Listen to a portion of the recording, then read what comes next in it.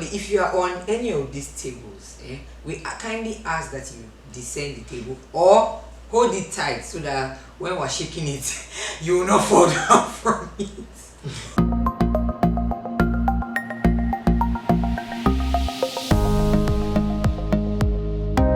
Hello beautiful people, we are back again with a brand new style. Welcome back. I am still your boy Alex the leader, and you know the rest. And this is my beautiful wife. Welcome Welcome back. Welcome back. And if you're just watching our video for the first time, we welcome you. We hope that you subscribe And like the video. and like our video. So today we're going to be talking about who takes priority, like in your marriage. Who should be put first? And we're going to be getting our answer from the simple Bible verse, Genesis 2:24, that says, "Therefore shall a man leave his father and his mother and cling to his wife, and the two shall become one." Yeah, so says it all. So I mean, from that Bible verse that I just read out, who takes priority? Obviously your spouse. Yep, it's your spouse that takes priority. So we put together a little list of things that we see or that we know usually take priority in a marriage. So that said, we're going to be shaking some tables, so please we're apologizing in advance. Then secondly, if you are on any of these tables, we kindly ask that you descend the table or hold it tight so that when we're shaking it, you will not fall down from it. Alright. Disclaimer. We are a young couple and we are still trying to find our way. So this is what we actually think. Yep. So, and one thing I want to say is that the best teacher is by example. Mm-hmm. So many failed marriages, and if you look inside, you will see the source of the failure.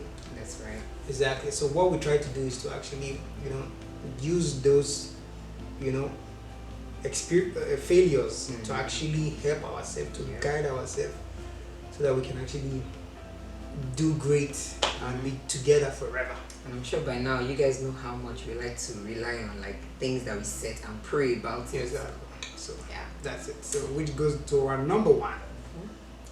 Number one is your pastor or mentors or spiritual leader or my leader or my boss, etc. And women, you guys, well, the ones that are on this table, ladies gather. Number one, And the ones that are on this table. yeah, like my wife rightly said, she said, you guys become one. So now you need to be able to separate my home and my pastor, because we are African women. Every time our pastor said this, do you know what Reverend said? Reverend said this. No, babe, you cannot tell me that. This is what evangelist the man said. of God said this. Papa said this. Everybody said this. It's something that actually needs to stop, because at the end of the day, you need to come home. You guys need to be able to, anything you guys want to do, you guys have to come together to be able to say, okay, this is what we want to do. So I have to put my spouse first. Anything I want to do, I'm not going to tell Pastor B or Pastor C. I will decide with Pastor C before I want to come and tell my wife. This is what we're doing, babe. But you didn't tell me. Exactly. Please, I've already spoken with Pastor and Pastor has Exactly. agreed. So it's something that actually needs to stop.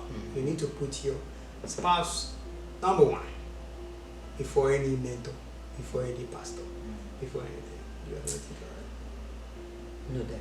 no doubt. Okay, so number two is children. Women again were on this table, and the reason I totally understand, because we're the ones that carry these babies, and then we have them, and immediately you're thrown into motherhood, and the baby starts smiling at you and starts to steal your heart, and before you know it, you've already sidelined your husband because you have this new bundle, this new gift that God has given you.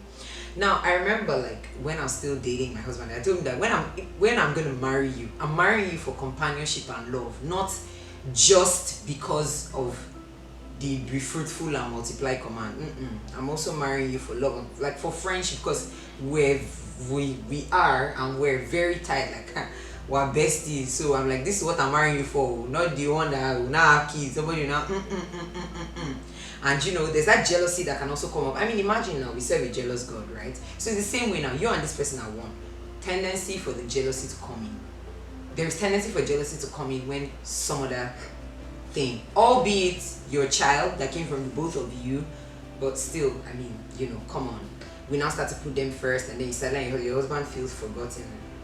That's not a good thing. So that's one of the reasons why we actually trained our daughter. So I remember when we had her, so she stayed with my wife for 4 months. No, 3 months. 3 months. Okay, yes, 3 months. She stayed for 3 months, and then after 4 months, we decided to actually sleep train and moved her from our room to our room. So that we can have that companionship, basically. In the sanctity of our own space. And that was a great decision that we actually made. Yep. Because now we can shoot our videos. She's sleeping 12 good hours, so we'll probably do a sleep training video later. Yeah. So that's one thing. So you need to put your spouse first before even. And I know that sometimes, you know, it happens when let's say our spouse hurts us, for instance. I know I've heard this a lot, especially with the women of the older generation, right? Maybe their spouse hurts them. They decide that, you know what, I'm not going to bother with this, my husband. I'm just going to face my kids and, you know, focus my life on raising these children and breeding these children. Great.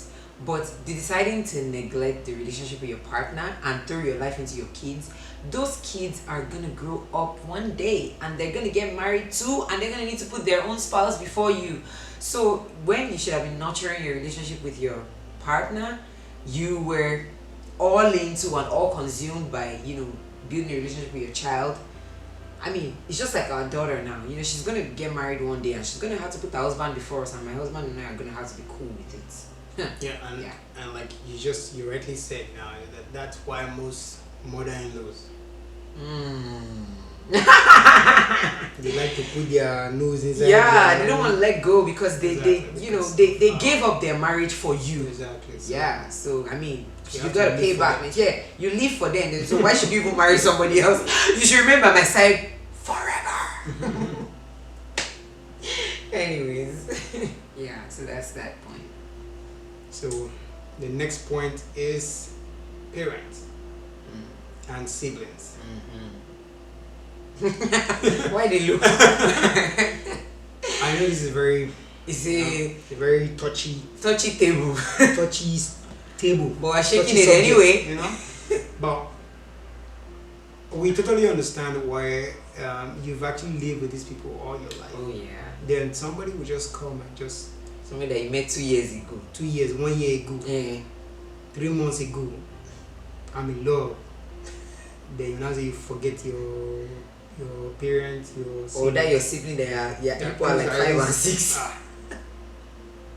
But I'm going to tell you now is that you need to put your spouse first. Yeah, the spouse should still come first. Because at the end of the day, like I keep telling my wife, is that I don't want to ever, like it to get to a point whereby it will be my folks versus you.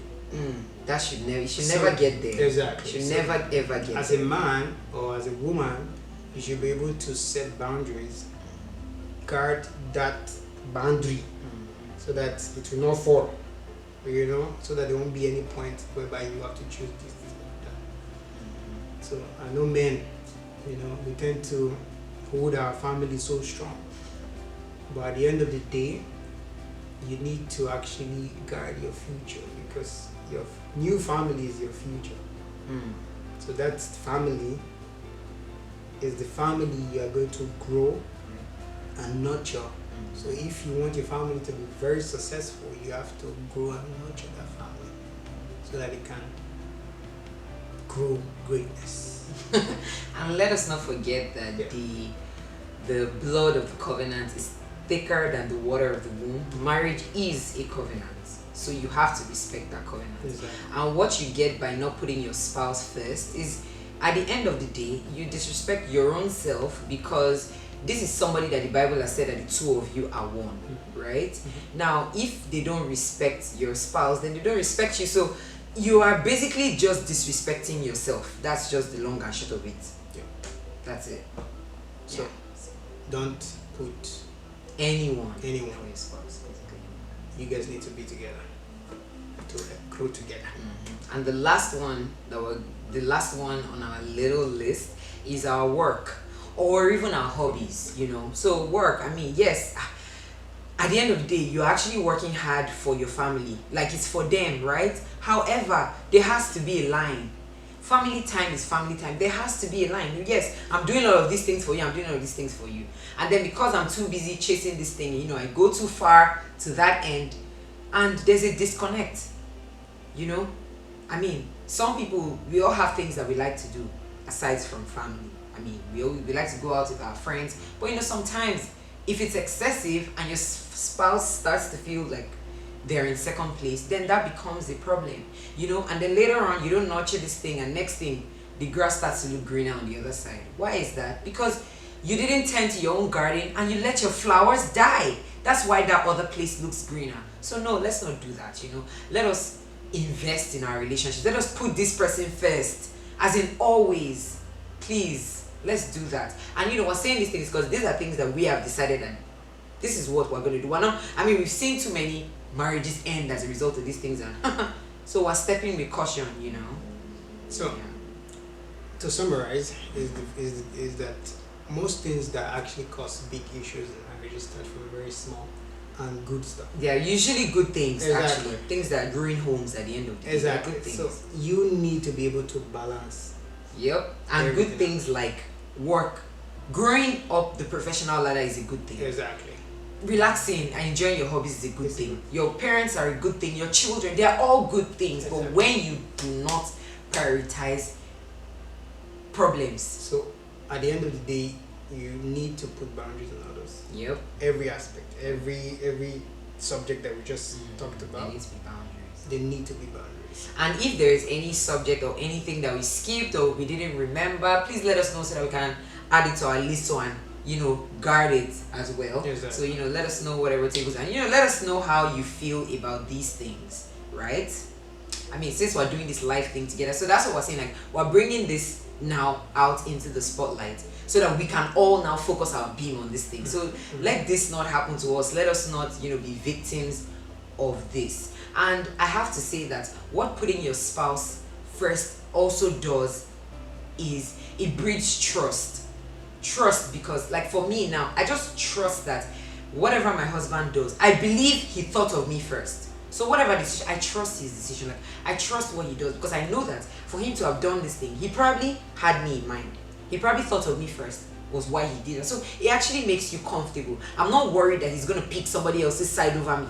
I'm not worried he's going to pick the word of someone else over me, because I just know that, yep, I'm always first. So if he decides that this is what we're doing, then by all means, So at the end of the day, as a man, as a woman, you need to balance every aspect of your life. So that one part will not suffer, the other part will not suffer. All right. So that is one thing we're going to say today. Yep. So put your partner first. Always. So thank you so much for joining us, and don't forget to like, to share, and subscribe, and please don't forget to hit us up, down below in the comments as well if you have anything else to add. Till we see you guys again in our next video, have a fantastic week ahead. Bye. Bye. Happy birthday, Anna. Happy birthday, Anna. Anna. Copycat. Happy birthday, darling. Wish you long life and prosperity and good health. We pray that this is the lowest you would ever be, and God will continue to take you higher and higher. Amen. Happy birthday, Anna. I pray that in short, you will never see a better yesterday. Amen. It will be progress galore for you. Amen. Enjoy your day. Yeah, have a good one. Have a good